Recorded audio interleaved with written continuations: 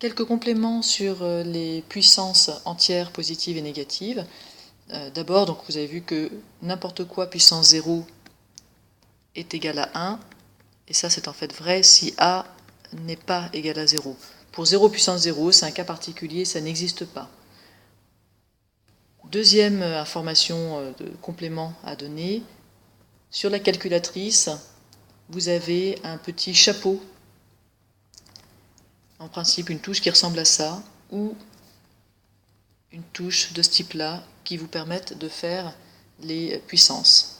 Et enfin, une dernière information qui est importante, c'est par rapport aux priorités.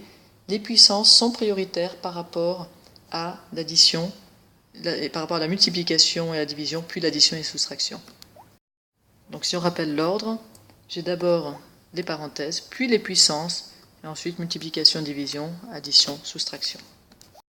Voilà, maintenant voyons si vous avez compris tout ce qui s'est passé en faisant sur quelques exemples, tout ce qui a été dit dans la vidéo précédente et dans les compléments. Je vous laisse écrire, mettre pause et puis essayer de faire vous-même et vérifier maintenant que vous avez bien compris. 4 au carré, ça donne 4 fois 4. Je répète le facteur 4 deux fois, et donc ça donne 16. Tous les carrés d'ailleurs, on le verra plus tard, sont à connaître par cœur jusqu'à 12. 2 au cube, c'est 2 fois 2 fois 2, c'est 8. Au passage, vous remarquez que une puissance 2, on dit au carré, et une puissance 3, on dit au cube. Moins 1 puissance 4. Alors attention, qu'est-ce qui est prioritaire? Eh bien, c'est les parenthèses, puis la puissance. Donc la puissance, ici, elle va s'appliquer à tout le moins 1, puisque le moins 1 est entre parenthèses.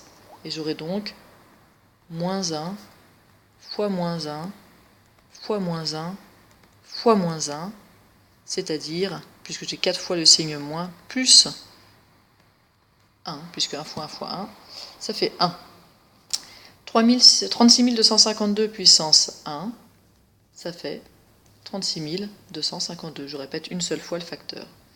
Et puis 0 puissance 235, je peux faire 0 fois 0 fois 0, mais je ne vais pas tout écrire. De toute façon, ça fera 0. Je vous en rajoute un pour voir si vous avez bien compris l'histoire des priorités.